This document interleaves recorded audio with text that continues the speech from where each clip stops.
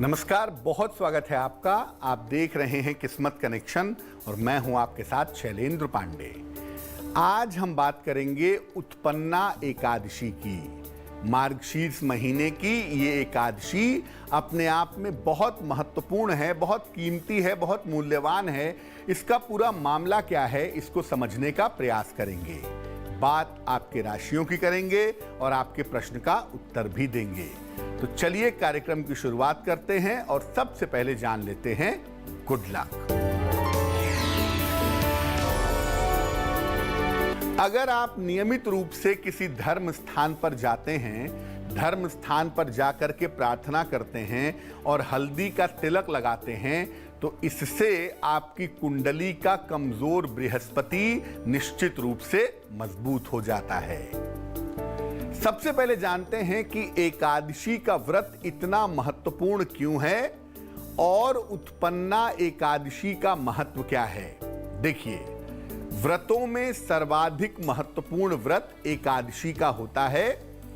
एकादशी का नियमित व्रत रखने से मन की चंचलता समाप्त होती है, धन और आरोग्य की प्राप्ति होती है, हार्मोन्स की समस्या भी ठीक हो जाती है। इसके अलावा जो मन की बीमारियां हैं, जो मनोरोग हैं, वो भी दूर होते हैं। उत्पन्ना एकादशी का व्रत करने से आरोग्य की, अच्छे स्वास्थ्य की, संतान की और मोक्ष की प्राप्ति होती है। कैसी भी मानसिक समस्या हो, उत्पन्ना एकादशी का व्रत रखने से वो दूर की जाती है। ये मार्गशीर्ष कृष्ण पक्ष की एकादशी को रखा जाता है। मौसम के दृष्टिकोण से, स्वास्थ्य के दृष्टिकोण से इस महीने में फल खाना अनुकूल होता है, इसलिए इस व्रत में फल को शामिल किया गया है। इस बार उत्पन्ना एकादशी का जो पर्व है वो 11 दिसंबर को मनाया जा रहा है। चर्चा को आगे बढ़ाएंगे, लेकिन उसके पहले मेष, वृष और मिथुन राशि का राशिफल।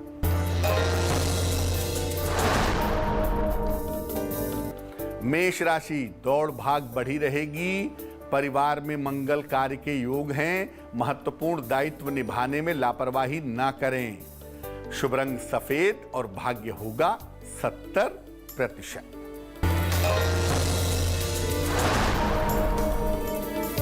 वृष राशि, सेहत में सुधार होगा। नौकरी का नया अवसर आ सकता है। काफी व्यस्तता रहेगी। शुभ रंग हरा और भाग्य होगा 65%।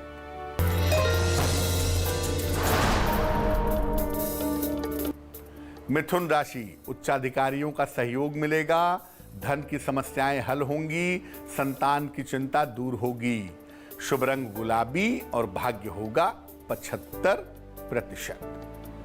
अब ये जानते हैं कि उत्पन्ना एकादशी के व्रत को रखने के नियम क्या हैं।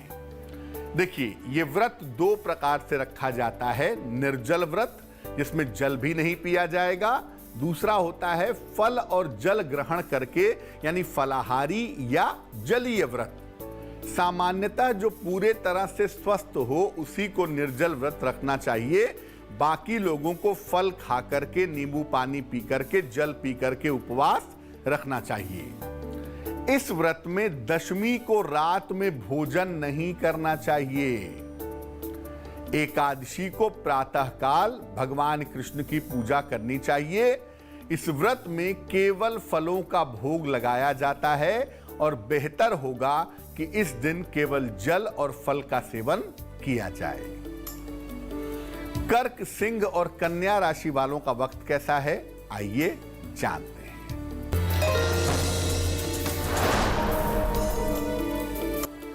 कर्क राशि, व्यर्थ का तनाव हो सकता है। वाहन चलाने में सावधानी रखें। विवाह के मामलों में देरी हो सकती है।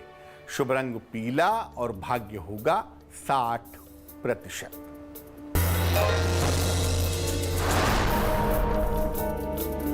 सिंह राशि, छोटी यात्रा के योग हैं। घर में मंगल कार्य हो सकता है। धन की समस्या हल होगी। शुभ रंग लाल और भाग्य होगा 70%।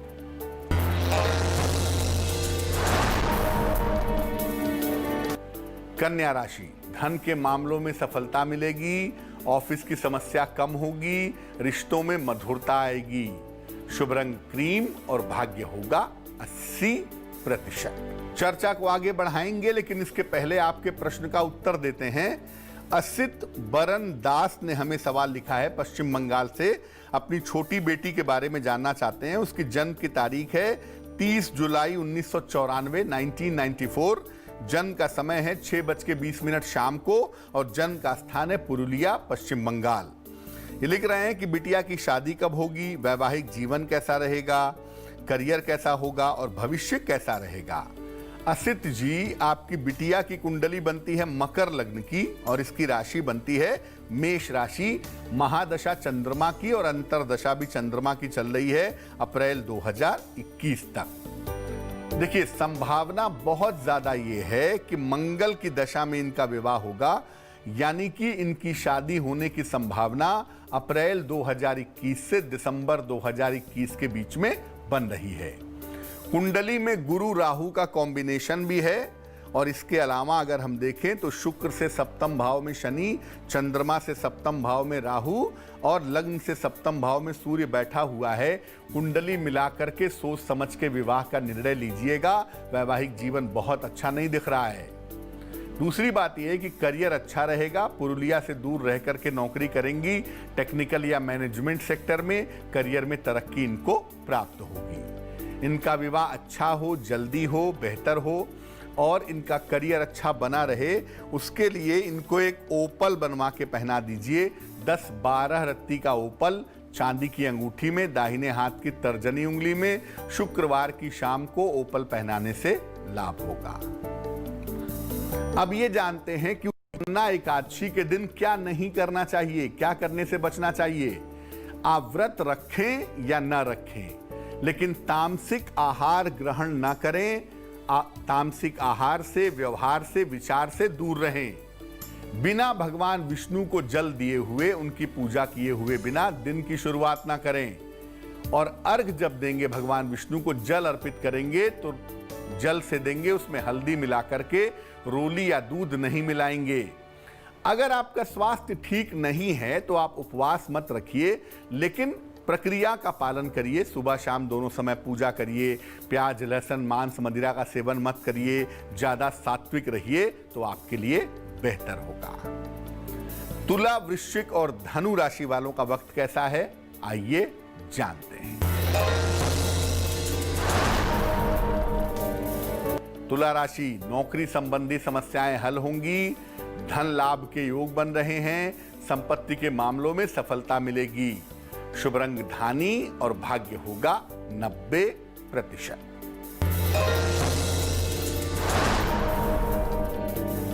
वृश्चिक राशि, धन के लिए मेहनत करनी पड़ेगी। कारोबार में नुकसान से बचें। संतान की चिंता हो सकती है। शुभ रंग नारंगी और भाग्य होगा 70%।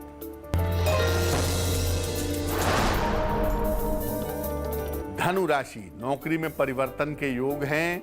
संतान पक्ष की समस्या सुलझ जाएगी। धन के मैनेजमेंट पर ध्यान दें। शुभ रंग सुनहरा और भाग्य होगा 70%।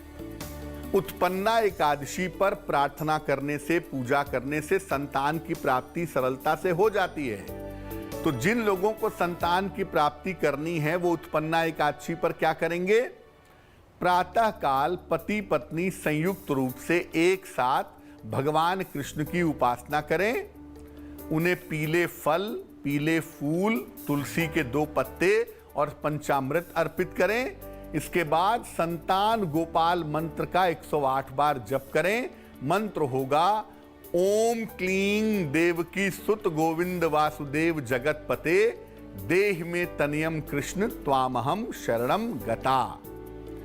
पति पत्नी एक साथ फल और पंचामृत ग्रहण करें तो निश्चित रूप से लाभ होगा। अब जान लेते हैं मकर, कुंभ और मीन राशि वालों का राशिफल। मकर राशि, कार्यक्षेत्र में सुधार होगा। संपत्ति की समस्या हल होगी। दूर के स्थान से लाभ होगा। शुभ रंग नीला और भाग्य होगा 80%। कुंभ राशि, सेहत में सुधार होगा, करियर में लाभ के योग हैं, आकस्मिक धन का लाभ होगा। शुभ रंग फिरोजी और भाग्य होगा 75%।